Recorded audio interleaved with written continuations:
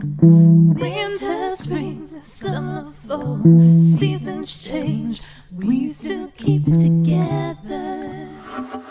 Hey, Beverly Hills 90210 fans! Are you ready to dive deep, episode by episode, storyline by storyline, character by character, as we break down the making of your favorite zip code? With your hosts, Charles Rosen. Did I say that?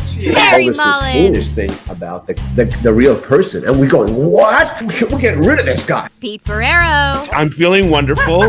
Kathleen looks TV crush-worthy. Like so many special guests. And all your questions. Live on the Beverly Hills 90210 show. Oh, yeah. Everybody dance now. Well, here we are back with the originals. We are here all together for the Beverly Hills 90210 show. Charles Rosen and Larry Mullen together. Charles, how's everything in Venice? You got to this past week meet Canadians. That must have been really exciting. Two of our fans, one that's in the intro there, Kristen McIsaac and Kelly Parker. What was that like for you? Well, we went to Jelena for breakfast, Larry. Nice. And I have to tell you something. It is the best breakfast. It's like it's Venice's version of being in the Polo Lounge in Beverly Hills. It's not quite as expensive. If there's somebody out of town that you want to just have a nice morning with, it is really delicious. You know, you're out in the patio. So you're talking about Justa or Jelena? Jelena. Wow. The on right there on okay, Abbot Kinney, because it was closer walk to our house. Yeah, sure. So we went there. Well, that's cool. I never thought about that for breakfast. That's why I had to bring it up. We had a good time. I made sure we walked by the Venice Public Library so they could both see what it's like to have 65. I think the count this week is 65 different tents and encampments in our encampment. You're a strong man. You're a strong man. Yeah. Well, the odor was very prevalent everywhere. And what else? The water's getting a little warmer. And I'm afraid it's gonna have to either buy a new wetsuit or make up some other excuses. Got to get back in that water, I think. So that's missing you there. You on the UB East Coast guy. I miss you too. I miss everybody there. I miss you too. Catching up, I was glad to catch up some of the political stuff, which we won't go into now. But I needed to get the local, Chuck is a warrior out there right now. The season goes to June 7th, so we're trying to drive home a vote. June 7th, yes. In fact, when this is over, I'll go back to my version of 8-ball. We're going after the 8 city council members, and we have 8 reasons why they should not be for the Venice median. So all I got to do is write it, But I don't. Unfortunately, I'm not working for a tough. I'm not working for a tough showrunner, so I keep procrastinating. Baseball's on the air. I was gonna say the Dodgers have an amazing team, I guess. So Yeah. I'll accept when they play the Pittsburgh Pirates. But hey, Larry, you're on the East Coast, and you told me that you had suffered a small injury. I was telling Pete, I had a dance injury. I went to a reggae fest, and we were dancing. It was a kind of a gravelly floor, and then today I went to the gym, and my leg gave out. I have some kind of a dance injury. I got to figure out what it is. I probably got to sit it out for a couple of days. Yeah. Anyway, so yes, I was ailing a bit today. From the reggae show. I got to keep up. Yeah, the reggae show was great. Well, we don't like the iTowels. We don't like reggae. We love it. We love reggae. No, it was great fun. It's big. It was great. It was a great festival with Jamaicans, African Americans from Oak Bluffs. Everybody there. It was a really groovy scene. No active shooters. That's amazing. That's great to hear. That's good news. Hey, Chuck, Kelly and Kristen told me they told you that they had never had locks before, and that was surprising to you. It was surprising to me when they told me that they had never had locks. Well, that's how Jews get out of prison. They eat locks. I've never heard that. It was really okay. The one from Alberta, I'll give you a pass. Right. live in Calgary, but Toronto, and you've never had locks? I know, please. What part of the city were you living in? You know, it's also not locks, particularly Forest, clearly not Forest Hills. but you know, the best locks is Nova Scotia. It's Canadian. That's right. I mean, come on. By its brand. What are we doing That's here? kind of surprising. But God bless Kelly and Kristen. We love them. They made the long trip. They got to see some 90210. They visited the beach house where nothing was shot, and they nothing was filmed there except for a handful of things. But they had a great time. They went to Torrance. I saw they met up with Lisa and Melanie came up, so it looks like they had a great time. We're running tours now, right? So come on out, meet everybody, and we'll put you in a vacation package this week. Just make sure of Melanie's availability first. Exactly. All right, let's talk about this episode of 90210. I thought because of everything that had happened last week with the active shooter, you referenced that. I thought we would cover something gun-oriented in the world of Beverly Hills 90210. There's a couple of things we could have picked. We could have went all the way back to the incident with Scott and David, but there's another one here in season 4 where we're both at, where Dylan gets carjacked, and I thought that was a good place to start. So, Larry, you wrote this episode called Moving Targets. Yeah, I was fortunate to write that. It was coming off the carjacking episode, which I can't remember the name of that episode, but yeah, we were going to spin, Dylan into a real LA, paranoid fantasy. This is what was going on again in LA right that day. Carjackings were going on. It was a thing. And Dylan, he's been going through a rough patch here. He's been drinking a bit, and it's all kind of falling apart for him a bit. And he's losing Kelly, and his state of mind is not great after the carjacking. And we send him into the world of guns, and it's interesting. Especially we'll talk about whatever you want, but the gun laws changed. Obviously, that was the thing I took from watching this episode again. In the previous episode, Strangers in the Night, Dylan, the Dylan needs to buy a new car because his old car, the Speedster, is not working. This is what the premise is, and he goes and buys. Jim Walsh advises him not to buy something pricey and whatnot, and he does. He does the total opposite of what Jim Walsh asks him to do. What I loved about that in the Strangers in the Night, the mechanic is this guy from Three's Company, the cook from Felipe. Because you also had the other guy from Three's Company as well. The Carson's father is also Peter Mark Richmond. Yeah. Yeah. So it was a little Three's Company reunion. Okay, so Chuck, what is your thoughts on the previous? Walk on my door. Yeah. What is your thoughts on the Strangers in the Night thing about him going and getting this fancier car?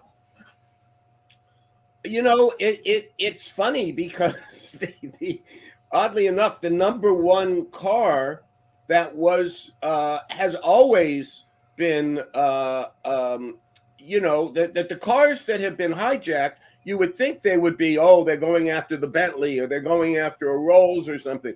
But it's always been, you get the car and you take it across the border.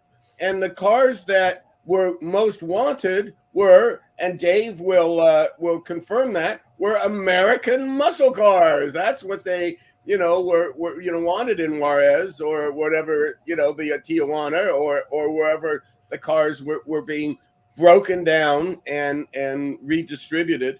So I think that was just, that passage is just, again, theatrics. Don't buy a expensive car just to give them some, just some conversation. Because as Larry points out, in that period of time, 93, 94, when this episode was produced and conceived, we were inundated with carjackings in Los Angeles. We had a lot of crime. We're right now talking about public safety and homelessness and things here in LA relative to public safety, but the murder rate was astronomical. In this period of the 90s, there was just a lot of gang action, including in my beloved Venice Beach, and so I don't think it really was. So it just was part of the culture, and it gave us a chance again to address guns, not specifically in a gun accident, but as Larry says, the gun culture and the notion being that the only way that I'm going to be safe is if I have a gun in the house. Mm-hmm.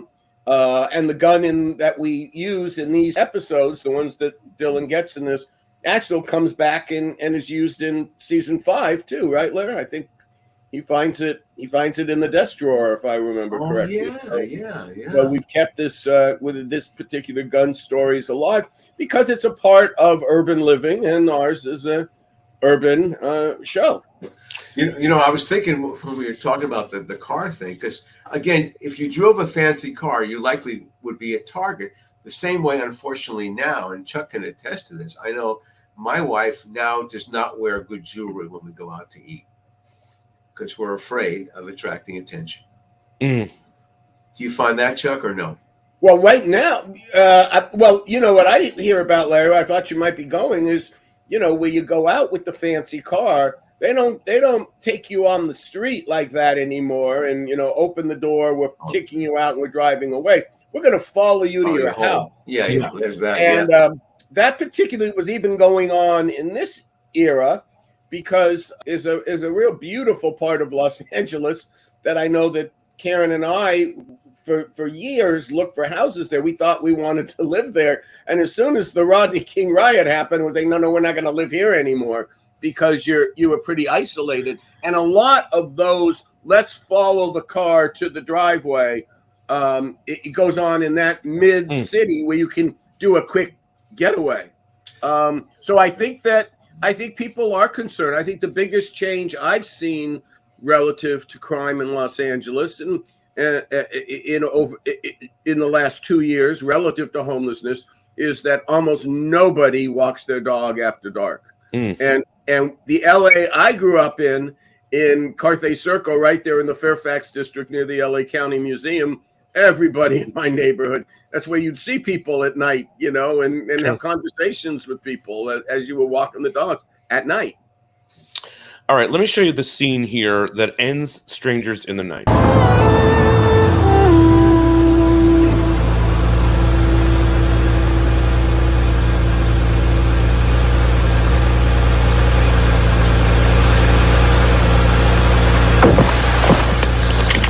Get out of the car, sucker. So, I mean, that, and then we go to black after that. That's where we end the episode. Scary.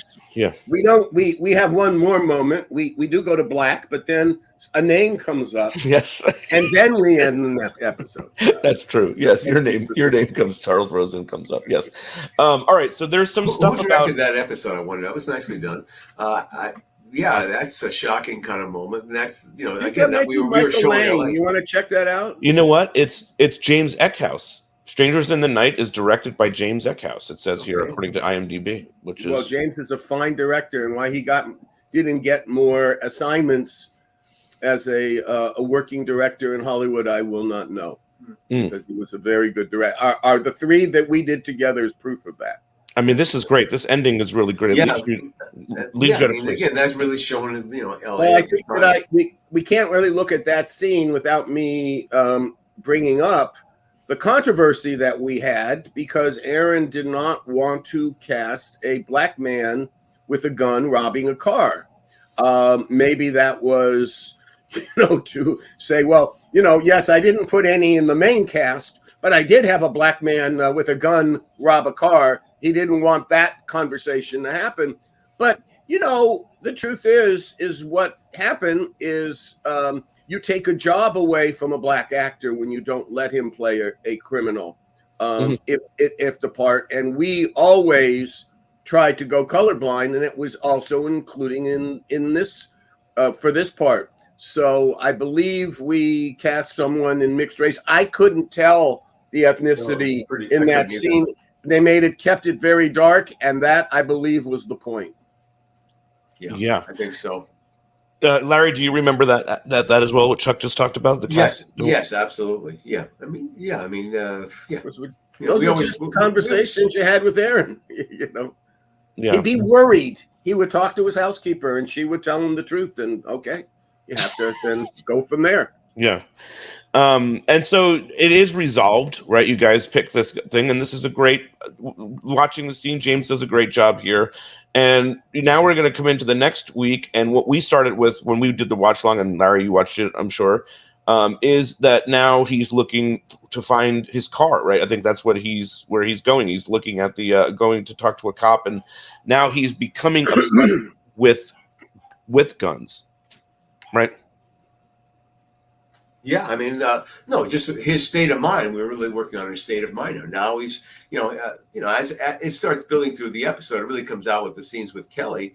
Where he just talks about, if you live in L.A., if you don't have a gun, there's a better chance of being a victim in a gun incident than a car accident. And he kind of starts, just pushing that whole agenda there, and you can see he's kind of it affected him. He's I guess it's a post-traumatic stress syndrome in a certain way. I think that's a good way to look at it too. I think that it is, a car.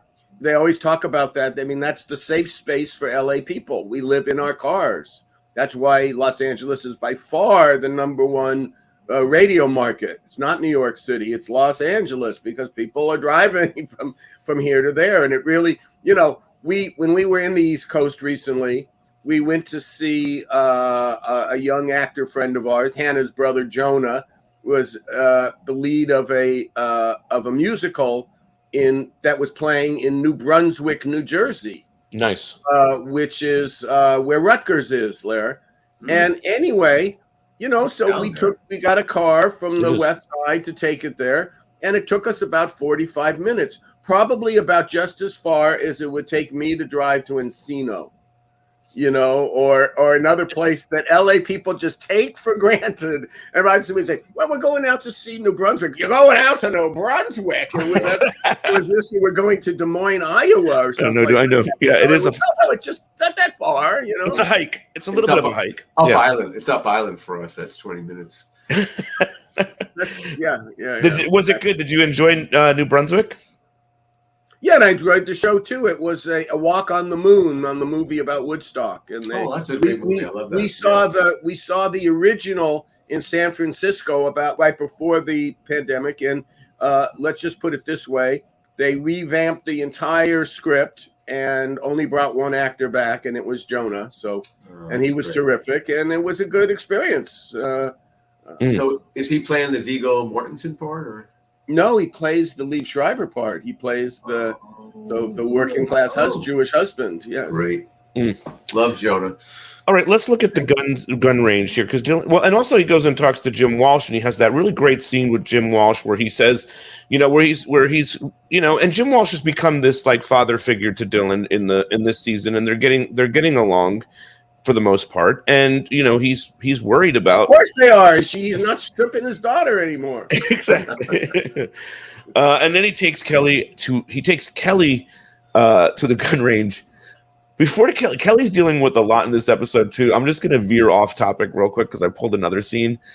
Kelly's also dealing with this. Hi, Dave. Donnie, you look great. Thanks, Mel. Hey, Dad. Hi, Nina. Who's Nina? You been working out or something? You look big, nice and buff. Well, it's Nina's doing. She's a fitness fanatic. Where's my little darling? I assume you don't mean me. I'm sorry, I didn't think you'd still be here. Nina, this is Jackie, Aaron's mother. And don't you forget it. Jackie, you're just making this worse than it is. Oh, I am, huh? Well, tough. Have a nice weekend. You certainly started mine out right.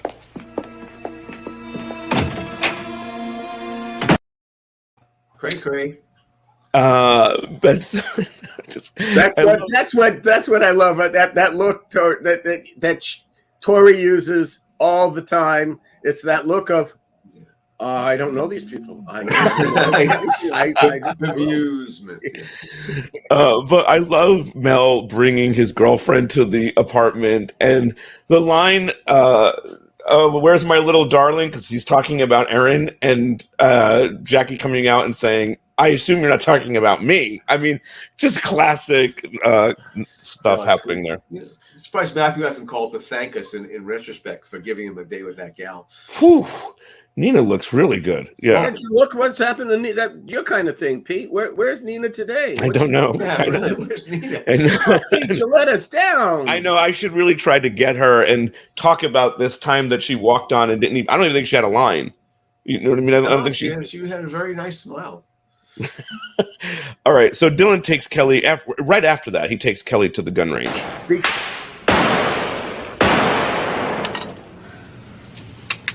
All right. Your turn. Sorry, I'm for gun control. Yeah, well, if you want to control your gun, use both hands. Come on, you'd be a fool not to learn this. No, don't call me that. Kelly, there are 2 million handguns in Los Angeles alone. How soon before one of them's pointed at you? Now, come on, do one clip. It won't kill you. There you go. Get it like that. Square yourself up to the target like I did. Now, just aim and squeeze the trigger. It's gonna be loud, isn't it? Yeah, but just expect it. The first one's always the worst.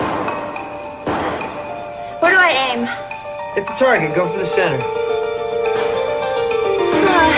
I can't do this. Hey, what do you want? You want to be a statistic? You want to be a victim? I mean, Kelly, the writing is spray painted on the wall. You got about as much chance of taking a bullet as being in a car accident. Or am I not supposed to worry about that, huh? It's not my problem. I should let other people worry about you. I'm worried about you. Don't be. I'm getting pretty good at this.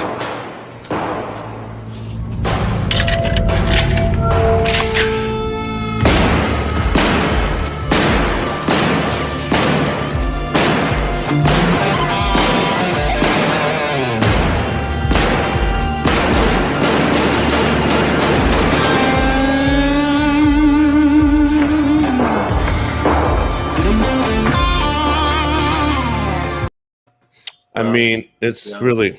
I had to go. I just remembered. I did a research trip to what was called the Beverly Hills Gun Range. You remember this place, Chuck? It was. I remember you went there. Yes, I do. It was by the old Rent-A-Wreck. It was actually in West LA. It was not in Beverly Hills. Right. But it had the name Beverly Hills Gun Club, and it was horrific. I mean, I remember just because I'm not a gun person, and having to shoot the gun and how loud it was, and just how annoying hearing other stuff, and the whole experience was just terrible. But it was good fodder to write it. At least you have a good feeling for that, and what Kelly might be feeling, and what drives people, to keep doing it. The only gun range I've ever been to actually was the rifle range in Frontierland, and I didn't hit any. They didn't give me a prize, so I didn't hit enough things. So I've never been a big gun guy. Yeah. I mean, this is some intense stuff. And it's interesting, too, because we're talking about guns a lot over the last couple of weeks. And this is, again, one of those moments where 90210 is sort of, ahead of the curve. This is probably something that we should not be talking about today, right? That there should be tough gun laws. There should be all this stuff. Well, wait a second. It's June 1st, right? That's right. So what we should be doing is singing, June is busting out all over. Do do do do do do do in the morning. And Pete's going, okay, what is that? I don't. This is a reference. I don't even know. This is a. Larry knows because he's an old theater man. Oklahoma. It's Oklahoma. I think it's from Oklahoma. Okay. I was thinking Carousel. Maybe Carousel. Yeah, could be Carousel. Yeah, because they were going to the Carousel. Rogers and Hammerstein. Yes, I know that. Yeah, you know them. Yeah, if I was making a documentary about like extras or something or understudies, I would want to know about. I should know that one. Yeah, I was in Oklahoma as a kid in high school. I think it was. Oh, yeah. Oklahoma, where the wind. Sound of Music. We did it too. I do have to say that I really like the line. When you're talking about gun control, it says you want gun control, use two hands. Use 2 hands. That was very good. That was really a good line. But what is there? Could there possibly be a less romantic place to take anyone on a date? Just Dylan. I have to say, Dylan does pick some bizarre dates. Remember when he takes Brenda to go give blood? Well, you got to blame that on Elizabeth. You got to blame that on Elizabeth Dole. That's charming. It's charming though. No, that one's way more charming than the gun range. Yeah. But what's also happening at the back end of this stuff with Dylan is his relationship to Kelly is falling apart, right? I mean, they're having problems. She's talking to John Sears a lot, which we saw that at the campus, and he's such a I pointed out on the thing, like, how could you want to date John Sears Kelly. You know what I mean? But like, he seems such a creep. He's such a jerk, and he comes across that way. But this is also happening. So him taking her to the gun range is nothing but just, more fuel for the ending of the breakup. Yeah. Although I did answer that when we did the watch along there, I did say to him, because John Sears was Beverly Hills, and so it's like it's an insulated community, and they knew each other's backstories, and they knew each other's friends, and it's you find that a lot. I find it on Facebook today, where people who are barely know each other are.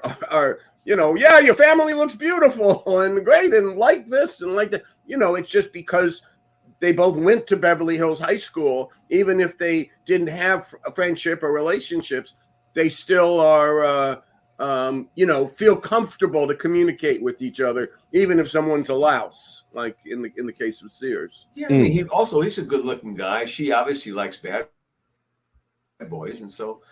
There's something there. And she likes to flirt. Her character likes to flirt. For sure. But also, Dylan is not someone that right now at this point that is like the perfect boyfriend material either. So he's not been really focused on the relationship. He's focused on guns, his carjacking. You know what I mean? In a little bit, we're going to meet Kevin and Suzanne. So there's like he's primed for stuff happening to him. I mean, the thing about this episode that really surprised me was it carries over to the next one is when Dylan now decides he's got to buy a gun, and he's too young. Like, you can't buy a gun in California at this point.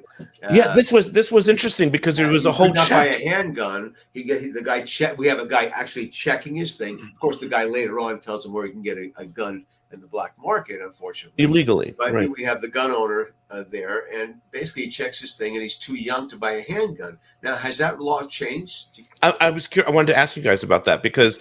yes, 93, 94. That's when the federal, the gun law, and there were, yes, it was good that they banned the assault weapons ban, and that the Brady bill and some of the elements that were there were put into that package. Conversely, the tough sentence on crack cocaine as opposed to powder cocaine was also part of that bill, which basically sent tens of thousands of black men to long prison terms. Yeah.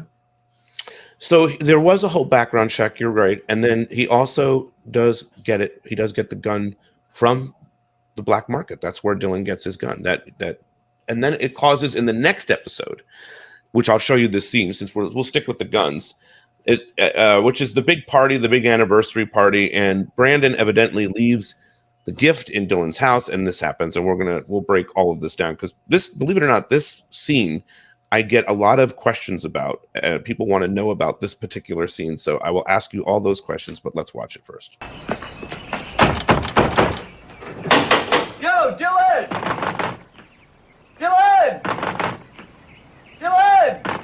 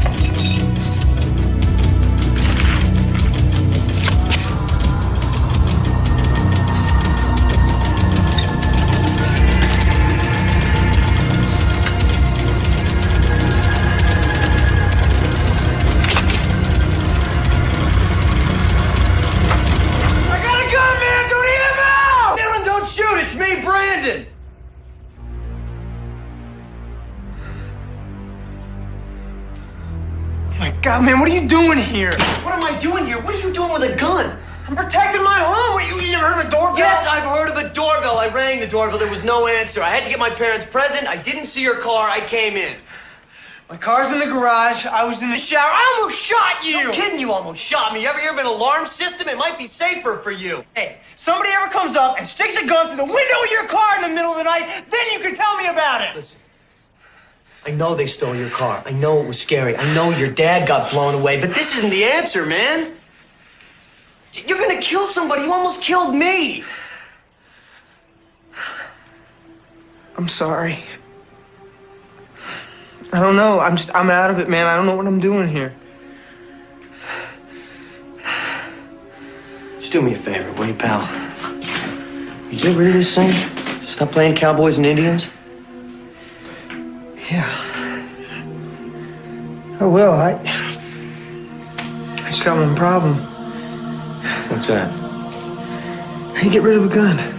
You throw it off a pier. Take a ride tomorrow?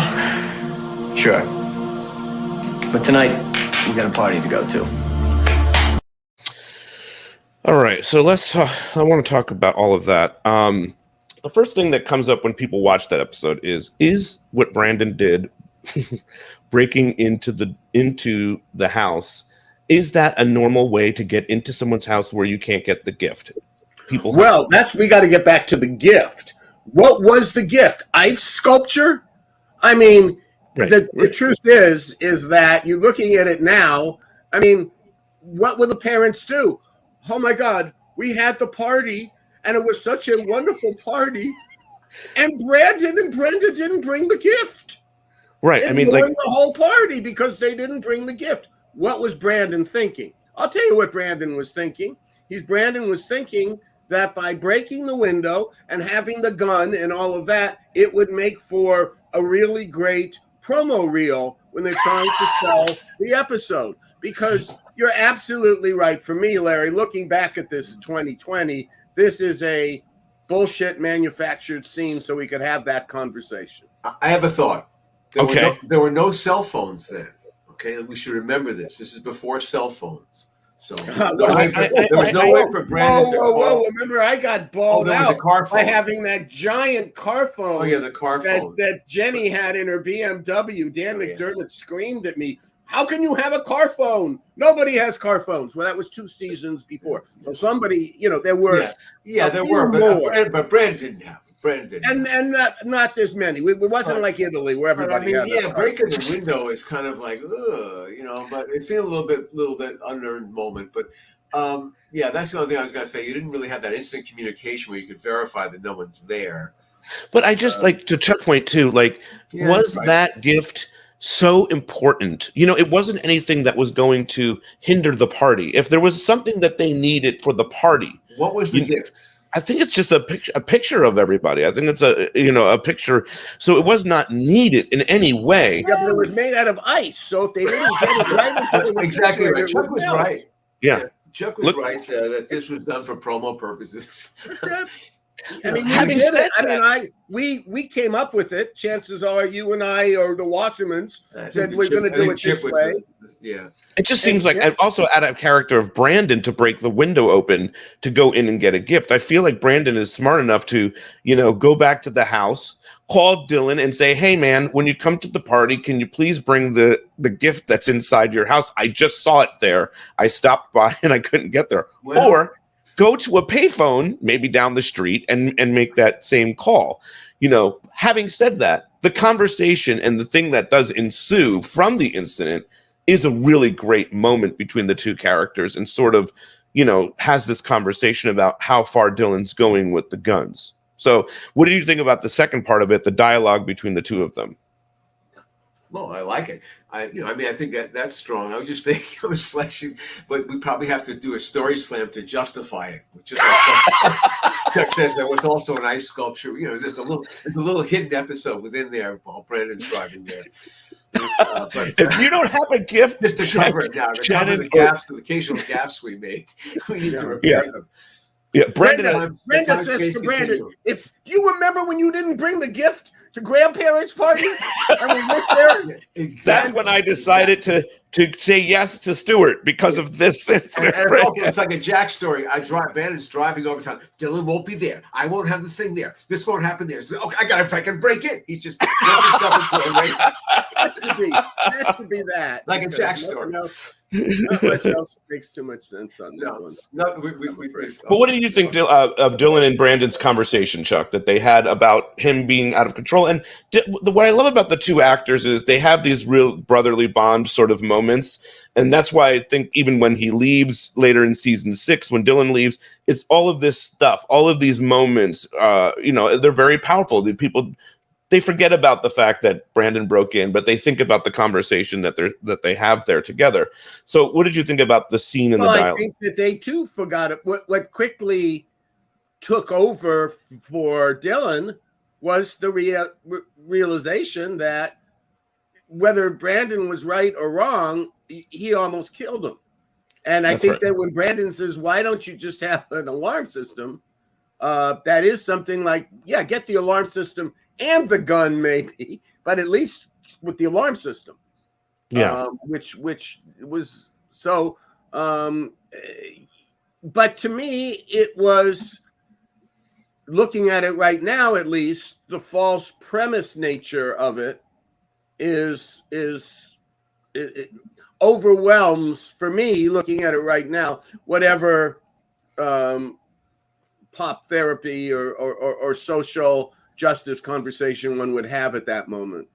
What show was that? That was 20 years ago today. That's what that was. Yes, and the Wassermans wrote that one. So I was going to say that's a Wasserman. Yeah. Now, line.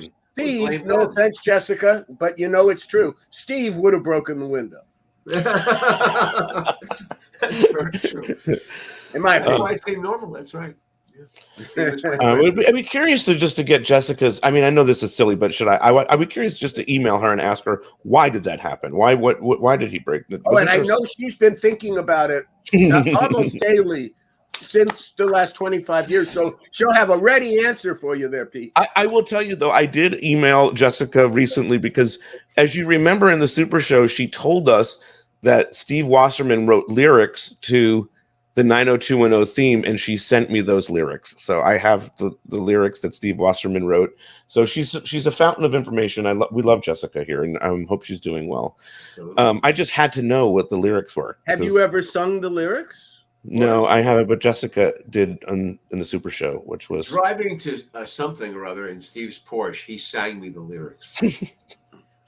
I cringed. But let me just tell you guys that how far that the Wassermans went with this lyric thing. They actually got John Davis to record a singer and record the lyrics, the vocal to this. And so John Davis, who will not return my emails anymore for whatever reason, has the recording of the female singer. I think it was a female singer with the Wasserman Klein lyrics. So one day we will unearth those. We unearthed dailies. We will unearth the lyric version of the 90210 theme here on this podcast, I'm sure. All right, let's talk about some of the other things that are happening in the world of 90210 at this point, because the gun thing I think we've covered, and we went to the next episode to cover it. We see the debut of Cress Williams, and I have that scene, but we have the whole setup there with another person that won't come on the podcast, Scott Paulson.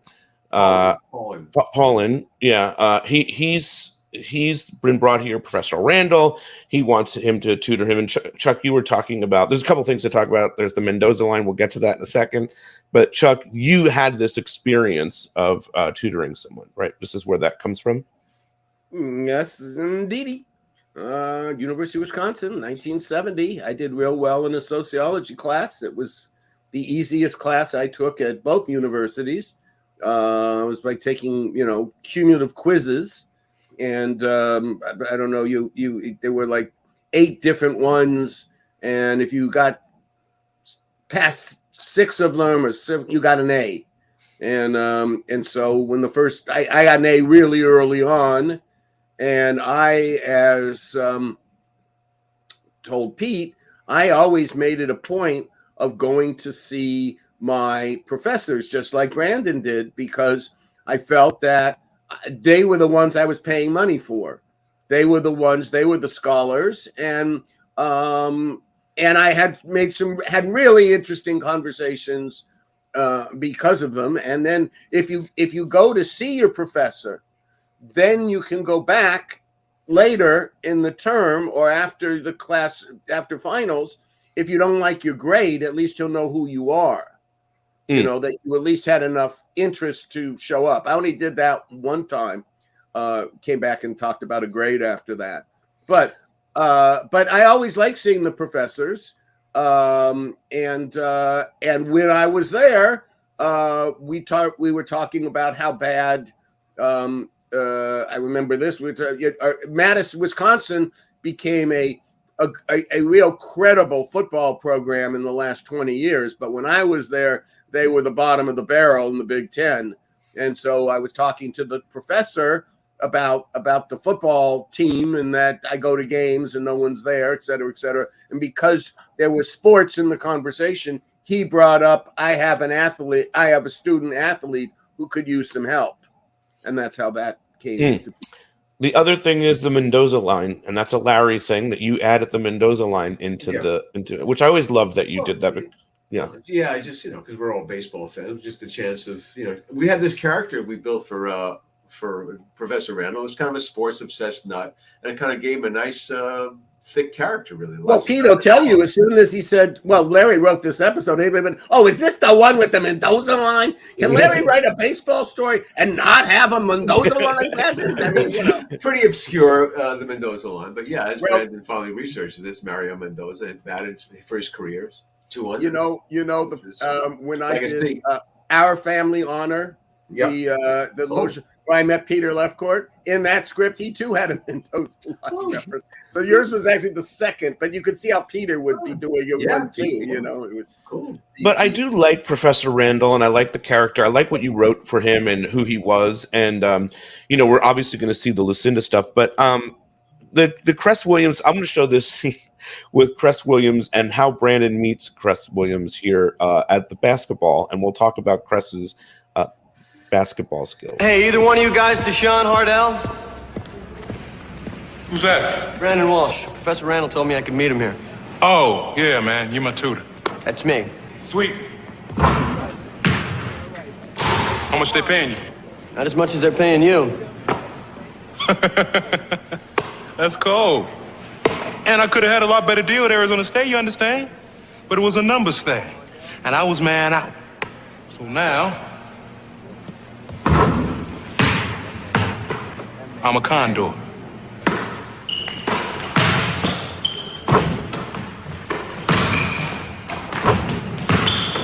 Hey, right on the glass. Hardell. Hey, call me DShawn, cuz. DShawn, we gotta hit the books, man. Randall wants us to jump right in and get ready for Monday's class. But don't hold the ball. Shoot it. Come on, man. We got studying to do. Only if you can make that shot.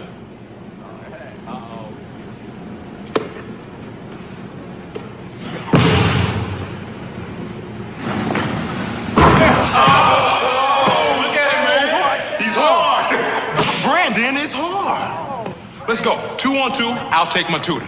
Think fast. There you go. Come on now.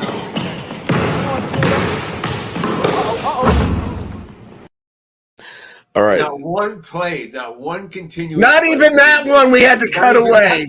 Everything. We lowered the basket and we put it right there, and he still had to cut All right, away. so Larry, let's walk through a few things.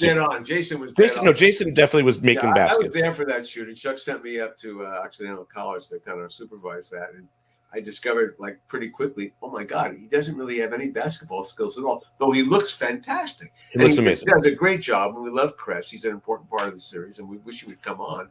But as a basketball player, he just didn't have it. So yeah, everything is edited there. It's interesting. Not one of the shots that he takes. Chuck, you talked about it during the watch along, so you didn't say it here, but you can tell when something like that is done because we keep cutting to the basket, right? Yeah. That's exactly right. And when I wrote my basketball script a few years ago called Only in Indiana, and the point was to have a basketball phenom, I put in all caps. We never cut away from him shooting the ball. In other words, find me the Ray Allen, as in he got game. Find me that next kid, and let's build a series around that kind of quality athlete. Yeah. Well, Larry, it's interesting for you too, because you were newer to 90210, right? This was your first season. This is episode 7, 8, whatever, and you get to set. You got this great actor. Cress Williams is a phenomenal actor, and there you go, and he cannot shoot a basketball. Well, you got to be able to edit. You just got to get enough footage there, and you just want him to look good and be loose and stuff, and he was, and he had he's got the dialogue, and he's making it all seem very authentic. So I mean, he was able to pick up the bounce pass. Yeah, exactly. I don't know how many takes he could catch the ball.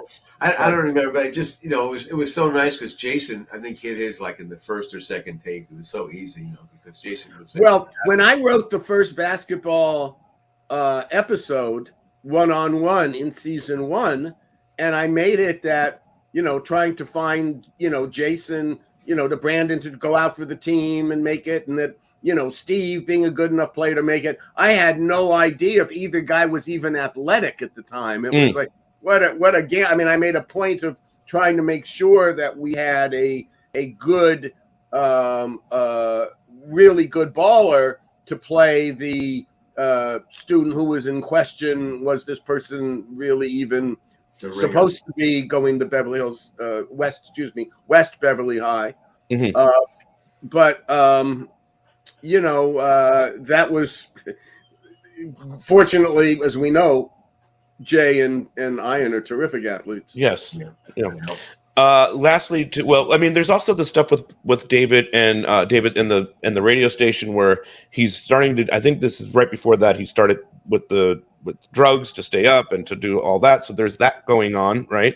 And then there's Andrea and Dan Rubin. So in this, Andrea loses her virginity to Dan Rubin. That happened in the previous episode, and now. Yeah. I really like the way this one was. It seemed like a realistic problem. They can't go public or whatever, and it was a nice integration because she winds up getting that advice from Steve and Brandon. You just don't go into the water step by step. You cannonball in. And in the end, I thought that was a great payoff. And this was like a really good C story in an episode. Probably had like 4 beats in it. It was like a perfect, what we would call like a C story or a teaser kind of. And it was different. It was vastly different than what the student dynamic was between teachers and their students. I was saying to Pete that my first quarter at Berkeley, I knew 3 girls who were all dating professors. Yeah. One who was dropping out of school to follow the professor to Buffalo State. Yeah, I mean you're leaving Berkeley for Buffalo. Okay, I get it, but I don't get it.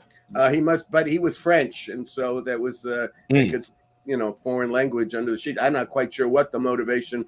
To change your life so much. But interestingly enough, a teacher that I really venerated was the cool English teacher who taught, American, the survey of American literature, where you read everything from T.S. Eliot to, all the way through, Fitzgerald and Hemingway or whoever.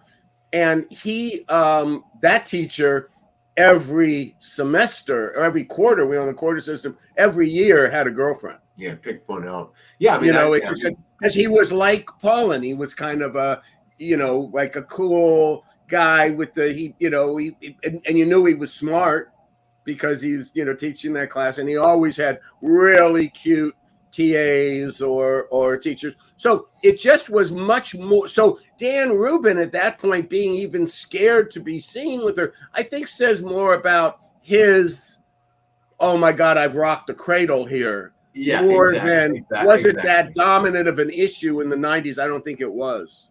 Well, the thing was, we knew that he was not going to go the distance with Andrea because Chuck really did not want her first to be the guy she marries, so to speak. I didn't want that at all. Yeah, That's right. And so yeah, we always have that, and I think it's really kind of true. Sometimes your first ends up with someone really doesn't really work out, and so I think Dan wasn't all in like Andrea was, but he had to kind of play the game and of course we had the benefits. And excuse me, like we did have the mandate for Andrea to have sex and have it quickly because this woman was going to have a baby. Yeah, so we were on the clock there. Actually, that's kind of a cute scene in the opening where they're all talking about being virgins, and Donna goes, "Yeah, well, you and I, the last virgins." You see Gabrielle kind of, she's swallowing her news. But yeah, I thought that was really good, and I like the payoff on it especially. I thought it's a successful C story. And I like the pairing of Matthew and Peretta and Gabrielle. I mean, he looks good with his shirt off. He looks very good. Yeah, I mean, there's some really nice stuff, and even the kiss in the. I know you're all about the kiss, Larry. The kiss in the center of campus. What did you think of the kiss between Andrea and Dan Rubin?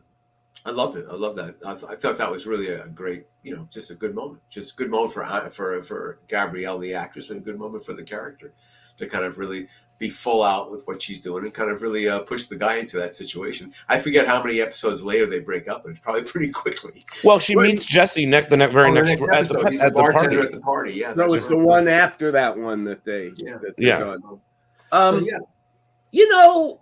I'm not the connoisseur of kissing. That's Larry. Larry's got that. But I did notice this that for that kiss to work, Dan was so much taller than Andrea that he had to actually be the one to put it together. It would not. She couldn't reach up and bring him down. He had to go down and be part of that too. So he was more complicit in the kiss than. And I thought that just took me out of the emotional reality. I love it. I think we've covered all the things in this episode. We've covered the guns. We covered Mel and Jackie and that drama that's causing problems. We covered my favorite part of the shows, which was always the end credit, which we don't talk about very much, but there it was. And I will never forget Karen and I being in Italy in Lake Como, turning on the TV, and there is 90210. It gets to the end, and they immediately cut to a commercial. What are you doing? What are you doing, you Italians? Shout out to our Italian fans. They're really strong. Our Israeli fans and our Italian fans, they're really active. You just got invited to a new group. I'm sure you did too, Lair, didn't you? A new Italian. I accepted it. I accepted it too. I forget what it's called. Yeah. Yeah. And I was on. I got an odd message. Could you come on Zoom with Israel? So I came on because I was just sitting in my office. I came on and said hi to everybody. I was only on for about a couple minutes, but there's a couple of people from the Planet 90210. Very nice. Yeah. And of course, the minute we said hi, whatever, there was a language problem after that. Couldn't go too much further. Yeah. But it was nice to see their faces. And I guess they all were getting together physically. It was a physical gathering of the group together. First one. There's one Italian fan, Anna Gentili. She will make collages of Claire for me. And tag me in them once a week. It's the coolest thing that happens. I get a Claire picture and I get tagged in it, and then I usually send it to Kathleen and see what she thinks of it. So they're really great. I love our Italian fans. They're just super supportive of this show, and also the 90210 OMG podcast with Jenny and Tori. They constantly do the translations for their group. That's a lot of work, and I can't say how much I appreciate you guys doing all that stuff so that this information from our podcast gets out there. So much love to the fans. And it was great to meet Kristen and Kelly Parker. Larry, sorry that you didn't get to see them. Will you see any fans? You're going to New York, I know. Yeah. I'll put the call out. Maybe we'll see who will come by. I'm going to just set up shop on the Upper West Side, and people just come by. I've got a bunch of friends I'm going to try to see all in one day by staying in one place. I think Larry's got. You can go to a coffee shop, right? You're going to a coffee shop and just go schedule meetings all day long. Exactly right. Yeah, like a casting call in a way. You should go to the one on the West Side where they did Seinfeld. Oh. Well, I'm looking for something close to the hotel. I think I've looked at a couple there. I've already checked out. But that should be fun. Yeah, a couple of weeks I'm going to go to New York. All right, guys, this has been great. Good catching up with you both. and I'm looking forward to that Dodger game. Chuck, right? Yeah, so that will be a blast. You're still in there, you know. I'm checking. Just my family is like, you invited him already? What? I got Phil Savinick dropped 4 tickets on me. Can't go. And Phil sits in the second row on the third base side. So it's the Mets and the Dodgers. So that's really Saturday night. Should be really great. I mean, and you know what's great, Lair, is that night for bobblehead, they're giving away a bobblehead. It's Gil Hodges. Oh, that's a nice shared experience for us. First base for Brooklyn Dodgers. My dad loved him. Yeah, well, I love Gil Hodges too, and I can actually say I saw Gil Hodges lose the World Series to the victorious Oakland A's in the East Bay of San Francisco in 1973, I think it was. Mm-hmm. And I went there with my friend Philip. We bought seats the day of the World Series. The World Series was not sold out. It was in Oakland, for God's sakes. And there were more fans for the Mets than the A's. A's won. Well, we'll see what happens. We'll see which bullpen blows it first on Saturday. That's my team's not even 500, so I got to still wait. By the way, both of our teams are talking to your team about what players we can take. Exactly. We'll be sellers, not buyers. You don't need a bullpen. The last 2 games I've seen your scores 10-0. I know that's been great. Yeah, God, but we're playing the Nationals. But you own them. Whoa. Yeah, it's been crazy. Yeah. All right, good talking to you guys. Catch up soon, and we'll be back for more 90210 show. It's coming soon. All right. See you later.